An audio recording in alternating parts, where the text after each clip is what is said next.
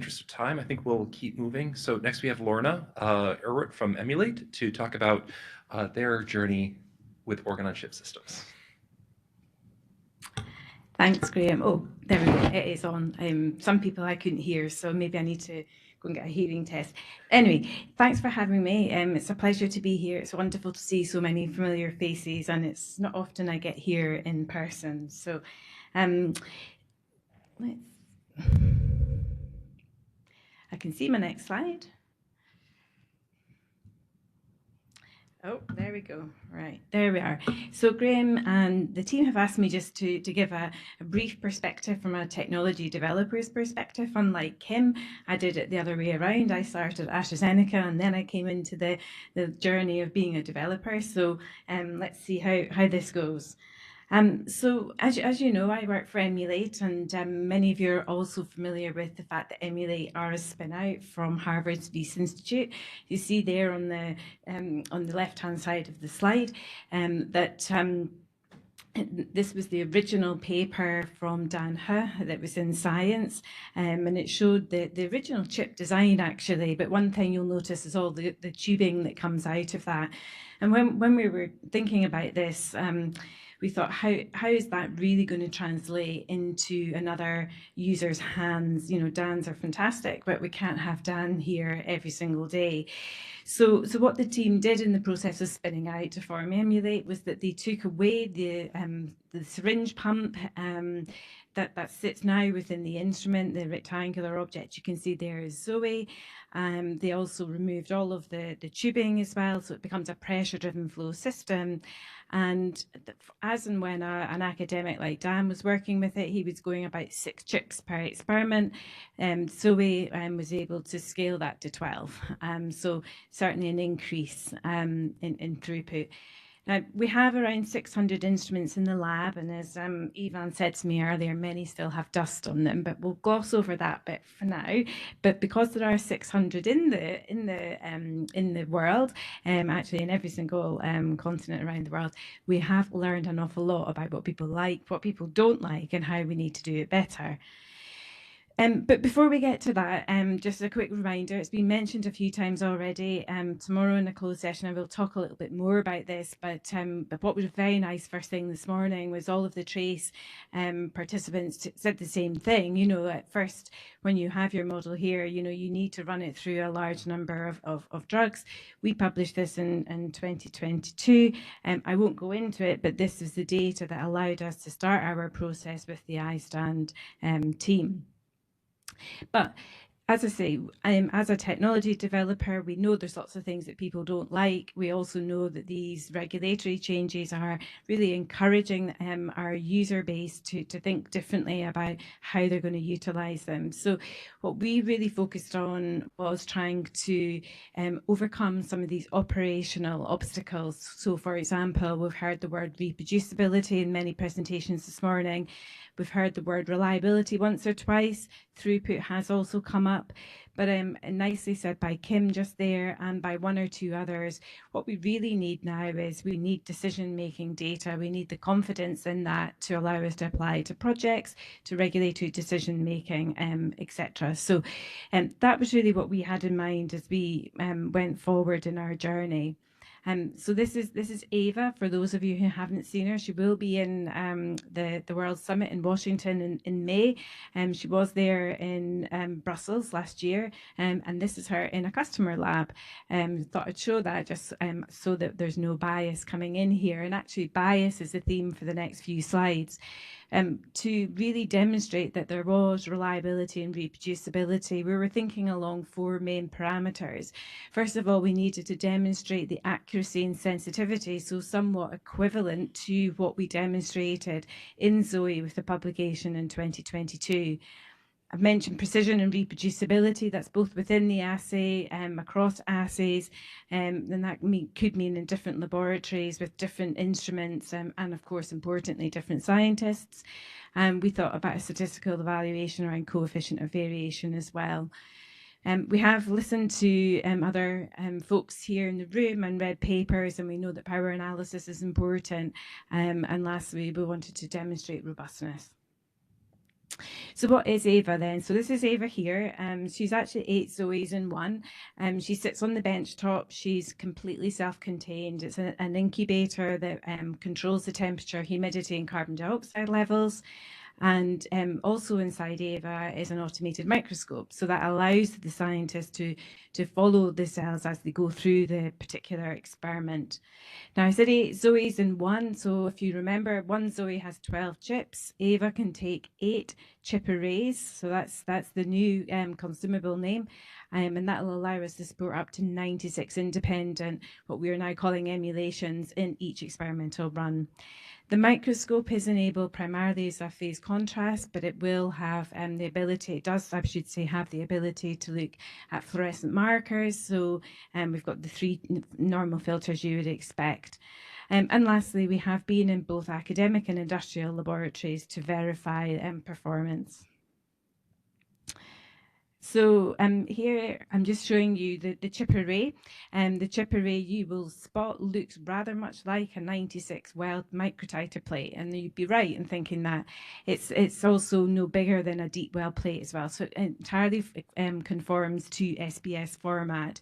So we've taken the chip in the pod that you've seen in many presentations prior on the left-hand side and miniaturized those chips. So we have now 12 on each plate, and the pod runs front to back. So we've still got inlet and outlets for the top and the bottom channel.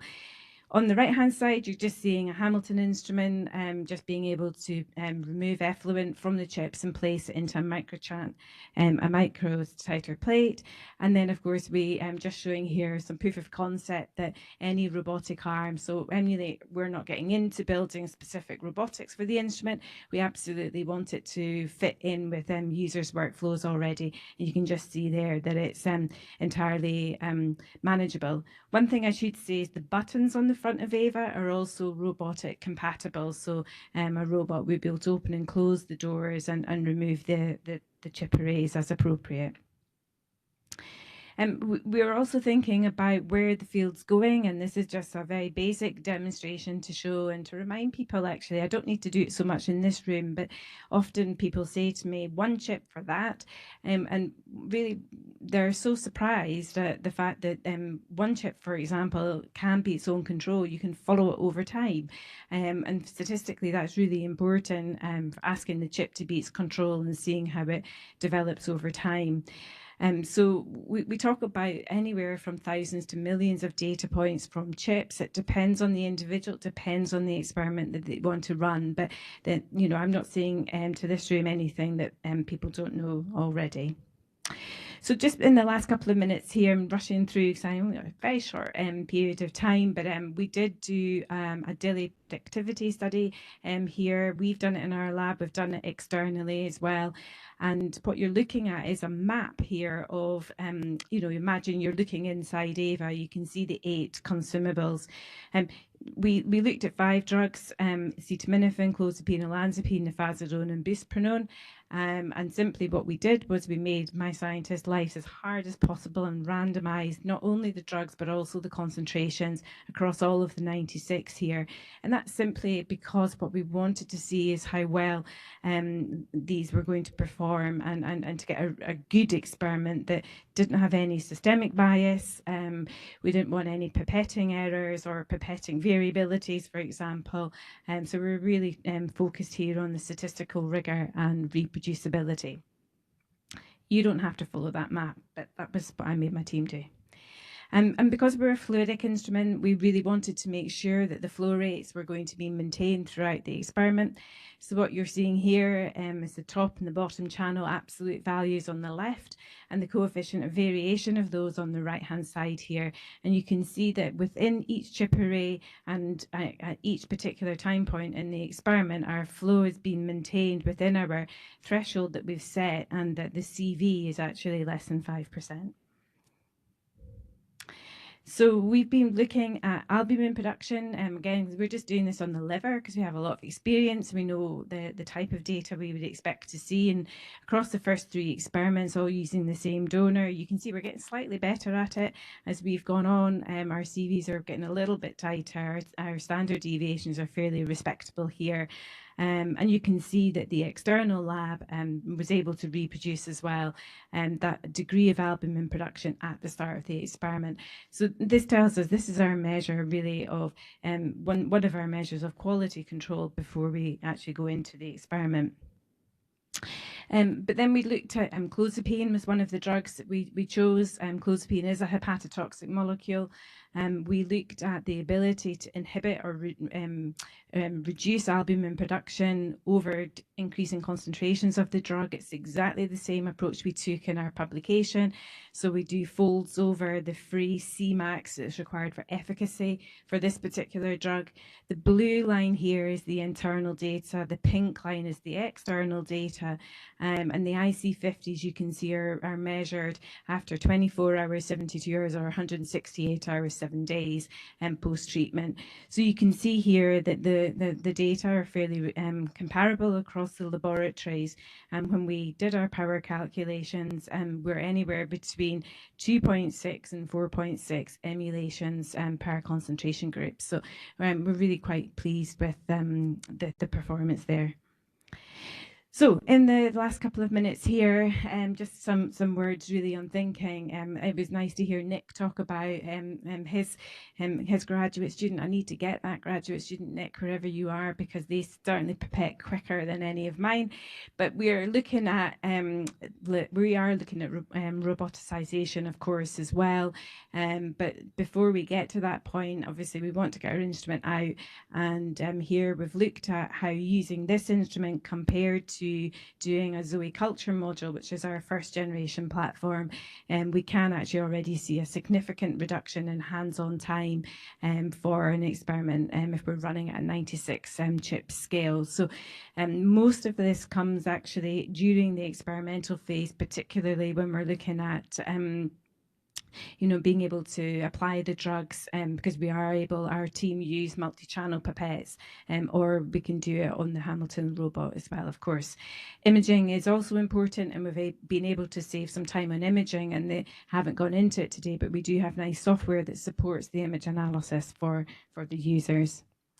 So with that, just a couple of words of summary here. Again, I don't need to really say to this team, there's some more images of Ava in the lab there. That everybody here, I think, is all on the same page, that these systems can actually generate human relevant translational data that will be impactful in the drug discovery workflows. And Kim set me up nicely, but we do recognize that as a developer, we need to not just show that biological value, but we really need to think through the reproducibility, throughput, and also how the applications will fit into the decision making. If we achieve all of those things, we might move a little bit closer towards more broader or routine adoption. I haven't shown you all the data, but I'm very happy to talk offline on it. If anyone is at SOT, Ava will be there as well, and some more data will be there available. And lastly, I hope I've demonstrated that the robustness and the reproducibility is there, indicating that we had successful technology transfer. So with that, I think I will stop there.